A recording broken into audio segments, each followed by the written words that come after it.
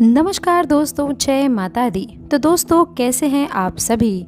मैं आशा करती हूँ कि आप लोग बहुत खुश होंगे। आपको बर्बाद करके रख देंगी आपके घर में ही पड़ी यह 3 चीज़ें। अभी के अभी इन्हें आप बाहर फेंक दो, नहीं तो बहुत देर हो जाएगी। जी हाँ दोस्तों, हमारे घर में ही कुछ ऐसी चीज़ें मौजूद होती हैं जो कि हमारी ज़िंदगी में चल रही तमाम परेशानियों का एक बड़ा कारण बन जाती हैं और हम इस बात से बिल्कुल अनजान होते हैं। हम इस बात को समझ नहीं पाते हैं कि आखिर हमारे जीवन में जो भी दुख है, जो भी तकलीफ़ें हैं, आखिरकार उसकी वजह क्या है। तो दोस्तों, आइए इस वीडियो के द्वारा हम आपको ये बात समझाते हैं कि आपके घर में आखिरकार कौन सी वह चीज़ें हैं जो आपकी तरक्की के मार्ग में बाधा बने हुए हैं और आपकी तमाम परेशानी, फिर वह चाहे कंगाली हो, गरीबी हो, नौकरी नहीं लग पा रही हो, काम में दोस्तों बरकत नहीं मिल पा रही हो, या फिर किसी भी सदस्य के परिवार के बीमार होना हो, घर में लड़ाई झगड़ा होना हो, इन सभी परेशानियों के पीछे कहीं ना कहीं वह वस्तुएं ही छुपी होती हैं जो कि आपके ही घर में मौजूद हैं। जी हाँ दोस्तों, जिससे आज हम आपको रूबरू करवाने वाले हैं। दोस्तों, सभी चीज़ों के बारे में आज हम आपको विस्तार से जानकारी देंगे। आपके जीवन को बेहतर बनाने के लिए आज की यह वीडियो है, तो इसे शुरू से लेकर अंत तक ज़रूर देखिएगा, क्योंकि दोस्तों आधा अधूरा ज्ञान दोस्तों बहुत विनाशकारी होता है। इसीलिए इसे अंत तक देखिएगा और दोस्तों इस वीडियो को एक प्यारा सा लाइक ज़रूर कर दीजिएगा।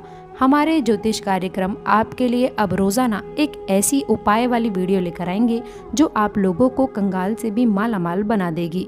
तो दोस्तों, हमारी इस मेहनत के लिए एक लाइक तो बनता है और नीचे दोस्तों कमेंट बॉक्स में जाइए और सच्ची श्रद्धा भाव के साथ में जय माँ लक्ष्मी, जय शिव शंकर ज़रूर लिखिएगा।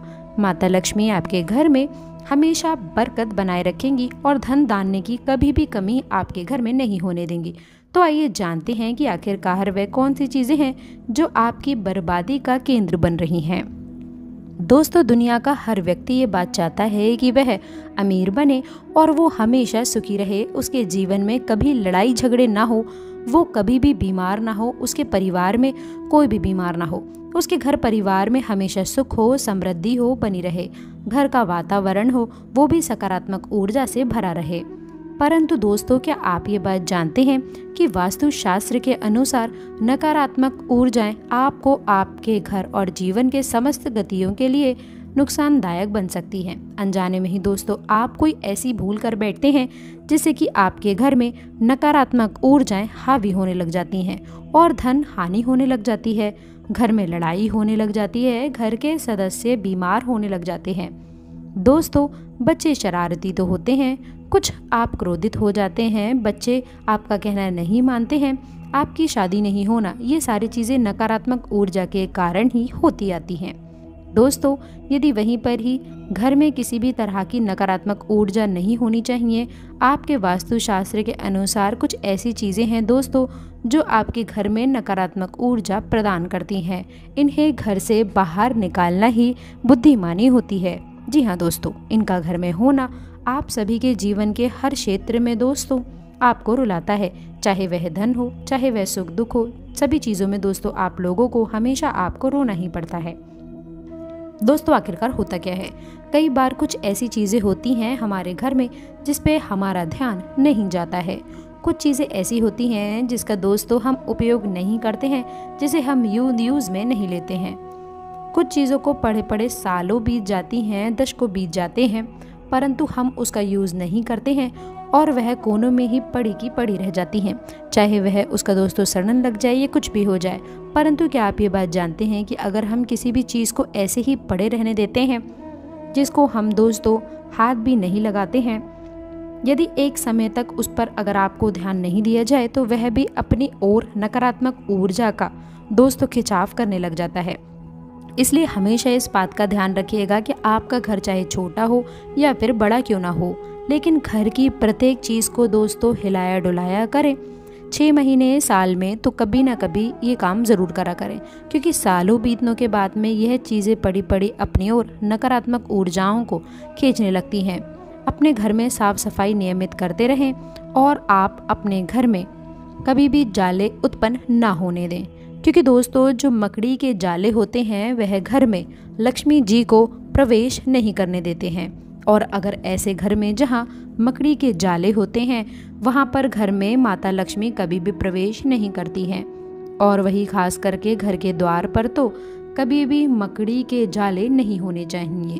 दोस्तों कुछ लोगों के घर बहुत बड़े होते हैं जो ध्यान वो प्रॉपर नहीं दे पाते हैं कि कहाँ पर क्या क्या चीज़ है, परंतु आपको इस बात का ध्यान रखना होगा। अगर आप चाहते हैं कि आपके जीवन में सुख समृद्धि रहे तो घर के कोने कोने में मकड़ी के जाले उत्पन्न ना होने दें।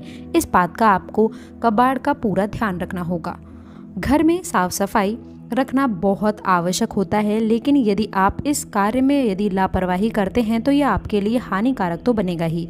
किसी भी घर में दोस्तों कबाड़ या फिर जाले नकारात्मक ऊर्जा का स्रोत होते हैं। हमने जैसा कि आपको बताया है, और माता लक्ष्मी उसी घर में वास करती हैं जहां पर साफ सफाई होती है। यदि आपके घर पर कबाड़ का बहुत ज़्यादा सामान है जो घर के किसी भी कोने में पड़ा रहता है, घर के हर एक कोने में इधर उधर की चीज़ें हो, चाहे वह कोई ऐसा खराब सामान हो जिससे आप ठीक करवाने के लिए लंबे समय से आपने रखा हुआ हो, तो उसे या तो आप जल्द से जल्द ठीक करवा लें या फिर घर से उसे बाहर फेंक दें। वहीं पर ही दोस्तों कभी भी घर में जाले उत्पन्न ना होने दें। इस बात का आपको विशेष रूप से ध्यान रखने की आवश्यकता है। इस बात का भी आपको हमेशा ध्यान रखना है कि घरों में अक्सर आपने देखा होगा कि कबूतर या फिर चिड़िया अपना घोंसला बना लेती हैं। वास्तु शास्त्र के अनुसार जिस घर में चिड़िया या फिर कबूतर या फिर किसी भी पक्षी का घोंसला होता है वहाँ पर दरिद्रता आती ही आती है। खास करके यदि किसी घर में कबूतर का अंडा यदि फूट जाए तो इसे निकट भविष्य में आर्थिक संकेत माने जाते हैं। जी हाँ दोस्तों, ऐसी स्थिति में इस बात का ध्यान रखें कि आपके घर में कहीं पर भी कोई भी पक्षी अपना घोंसला ना बना पाए, क्योंकि ये बहुत बड़ी दरिद्रता का संकेत माना जाता है। और यही कारण है जिस वजह से आपको नई तरक्की नहीं मिल पाती है। इसीलिए हमेशा अपने घर के प्रत्येक कमरों में इस बात का ध्यान रखिएगा कि पक्षी उसी जगह घोंसला बनाते हैं जहां पर इंसान रोजाना नहीं जाते हैं, फिर वो चाहे शटर हो, दरवाजे के ऊपर का हिस्सा क्यों ना हो, या फिर दोस्तों कोई खांचा ही क्यों ना हो। इसीलिए ऐसी जगहों पर प्रॉपर नज़र आपको बनाए रखना है। दोस्तों बारिश का समय चल रहा है, घर में यदि कहीं पर भी सीलन है या फिर कहीं से पानी टपकता है तो यह भी दोस्तों अशुभ माना जाता है। परंतु दोस्तों आज बरसात का मौसम चल रहा है, हर किसी के घर में सीलन और दोस्तों पानी तो टपकता ही है, परंतु दोस्तों पानी को धन का सूचक भी माना गया है।